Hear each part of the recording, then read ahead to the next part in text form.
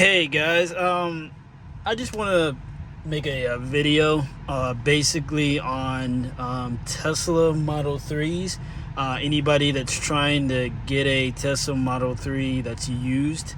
I've been seeing a lot of videos, and there's been a couple of videos that just really hasn't, I guess, told you everything that you should be looking for when buying a used Model 3 that I have discovered while having my used Model 3 in 2018. So I'm just going to go over basically three important things I think you should know before you purchase a 2018 or an early 2019 Tesla, because it could pretty much like surprise you after your purchase. So I just want to go over to the screen here. Hold on. So whenever you basically, see if I can scroll, whenever you basically buy a used Tesla Model 3, this is the important screen you want to look at. It's the software. So this basically tells you everything about the car, like what software is on the hardware, everything. So the number one thing you want to look for, especially if you're buying a used Model 3 or a used Tesla Model 3 2019 or 18, you want to look at where it says, like right here, like where it says the autopilot 2.5 computer. Now, a lot of people think that's actually, the car comes with autopilot's in the car. No, that's just telling you what the car can actually do, but that's not like the autopilot. That's not like the full self-driving autopilot. Anytime if your Tesla has autopilot, so if you go to a dealership, a used dealership, or anything, and if they tell you the car has autopilot, and you don't see where it says like autopilot included package, if you don't see that on your Tesla, then that means it doesn't have autopilot, and you would have to spend about $1,000 to basically get autopilot on your Tesla. So a lot of people don't know that. They look at where it says right there, like autopilot computer 2.5. A lot of people look at that and say, oh, well, the car has autopilot. It doesn't. Another thing is, like, if you're buying a used Tesla, where it says autopilot computer 2.5, if you're buying a Tesla that says right there, it should say right here, well, hold on, it should say full self-driving computer, where you see the autopilot computer 2.5 at. It should say full self-driving computer. If it says that, then basically it's saying that your Tesla can do full self-driving, but that doesn't mean you have full self-driving. It has to say full self-driving included package. Where you see where it says autopilot included package, it has to say that right there. And another thing too, if you buy a 2018 Tesla or early 2019 and it doesn't have full self-driving, and you see autopilot computer 2.5, if you ever want to get full self-driving, you have to upgrade. They have to upgrade your Tesla computer to full self-driving. It has to say that full self-driving computer. If it doesn't say that, then that means they have to upgrade it. You have to reschedule a service, and you have to pay $1,000 to basically get that retrofitted in your Tesla. A lot of people don't know that. A lot of people just think, oh, well, I can just purchase full self-driving with my 2018 or early 2019, and that's not the case. You have to literally pay $1,000 to get that enabled into your early version of your Tesla.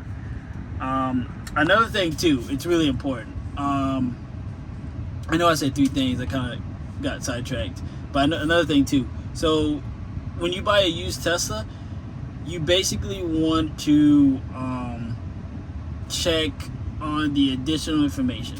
So here's another thing that people don't know. So you see the autopilot computer says 2.5. What it should say is full self-driving if you want full self-driving. And you see where it says it says CC adapter right there. So what that means that you can only take your Tesla to a supercharger, Tesla supercharger. You can't use EVgo's or Electrify America or where you see other Teslas at, newer versions. You can't take your 2018 or early 2019 Tesla to those stations because you don't have CCS support.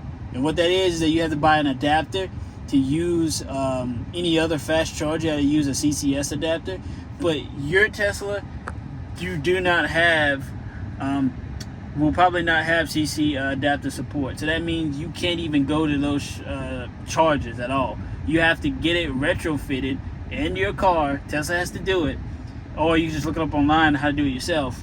But you have to first get that retrofitted into your car, and then you can actually buy a CCS adapter, and then you can actually go to a non-Tesla charger and charge your car. I think even fast. I think 350 kilowatts, I think. So that's another thing people don't understand, is that if your car says it doesn't support, your CC adapter, that means you can only go to a Tesla supercharger, and that's it. Another thing where you see, and I don't know if this is like a big issue, but a lot of people that get older Teslas, you'll see the screen kind of like lag a little bit. It's not as fast as the new Teslas. Well, you know what it says? Infotainment processor. It says Intel Atom. So what Intel Atom is actually a pretty slow processor. It's not really good for multitasking, and then so your infotainment system is going to be a little laggy when you do other things. So, for example, let me show you. So, I can go to let's see here, theater, right? And I can go to maybe YouTube. Well, YouTube, yeah.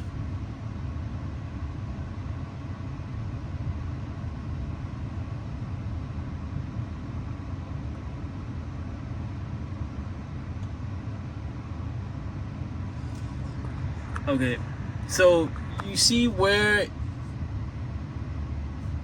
it's like a little bit laggy. It's like not as like smooth as it should be. Like it's like, maybe this is not a good example because it's kind of like it's not as laggy as it was. But let's go to like Disney Plus. All right, Disney Plus is a good example.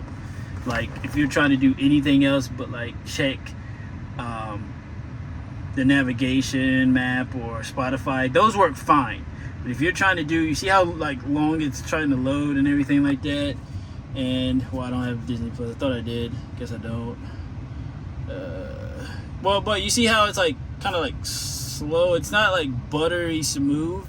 It's kind of like lagging behind and everything, and even like this sometimes is not buttery smooth. Well, you'll know what I'm talking about, like if you had one and you see some other videos. That's usually because of the processor that's in your Tesla. If it has like an Atom, Intel Atom, it's going to be a lot slower. So you're not going to have that luxury of a buttery smooth interface. Everything's being smooth, everything loads up fine, especially when it gets hot, I've noticed. But all the new Teslas that I think came out in 2022 or 2023, where it says infotainment processor, it'll say Ryzen. If you see a Ryzen chip in your Tesla, that means that your Tesla screen will, anything you do will be buttery smooth because it has a Ryzen chip in it. So if you see a Tesla with a Ryzen chip, everything's buttery smooth. If you see the infotainment processor Intel Atom, it's going to be slow. And the only reason why it's slow on Intel Atom is because the more you update this car, the more it's going to take a toll on the processor. So like over the years, like they're going to send more and more updates, and it's going to basically kind of slow your processor down every update, every major update. It's going to slow it down eventually to where it's going to be really, really laggy. And it's kind of like a cell phone. You know, it's kind of like if you have a cell phone like an iPhone 10, you know, like every time you update it, it's a little slower. Every time you update it, something is a little janky. It doesn't work right. It's kind of like a cell phone. The older it is, the more updates it gets slower. It doesn't get better. Well, performance-wise, doesn't get better. So that's about it. I have to really say about, you know, because I've seen a lot of videos where they talk about, you know, buying a used Tesla, but they never talk about the most important things that I just announced. So just to go over what I talked about, so if you want to have a really good Tesla and you want it to be, you want it to if you want to like future-proof it so good, all right, it's got to say up the top there, it's got to say autopilot computer, full self-driving. It has to have, and the next thing it has to say is CCS adapter support. It right now it says not installed, but it has to say installed. And you see the infotainment processor, it says Intel Atom, that has to say Ryzen. If it says any of those things that I just said, then your Tesla is basically future-proof. It's basically it. But if you buy an old used Tesla, be prepared to spend about $1,000 to basically get the full self-driving autopilot computer in your car, and then you can buy the full self-driving. So that's about $1,000, and then maybe $12,000 or $15,000 to buy the full self-driving, or you can buy the enhanced. And make sure you don't go to an EVgo or Electrify America, any of that, because you don't have a CC adapter support. It's not installed if it says that. And if your infotainment processor is Intel Atom, don't expect to watch Netflix or YouTube or anything on the screen. It's going to be buttery smooth. It's sometimes going to lag most of the time. So be prepared for that. But if those problems don't bother you, then yeah, you can get a used Tesla 2018 or early 2019. And then you can just upgrade it there. It's going to cost a little bit more money, but you can upgrade there. Another thing too I want to say before I end the video, if you get a Tesla and it doesn't say autopilot included package, it does not have autopilot, and that's something you're going to have to buy. On the 2018 and early 2019, you have to buy autopilot if it doesn't say this. It's going to cost about $3,000 to buy autopilot. Just because you see autopilot computer doesn't mean it has autopilot. It has to say package. So remember, that's the most important thing. If it literally doesn't say autopilot included package, it doesn't say autopilot. So don't be fooled by any dealership or anything online and say it has autopilot. It doesn't. So that's the most important thing. It'll save you. Just find a car that has autopilot, like a newer version that has autopilot. Because I think the newer versions, they get autopilot for free. But if you buy the older versions, you gotta buy it if it doesn't have it already. So be prepared to spend $3,000 unless they change it.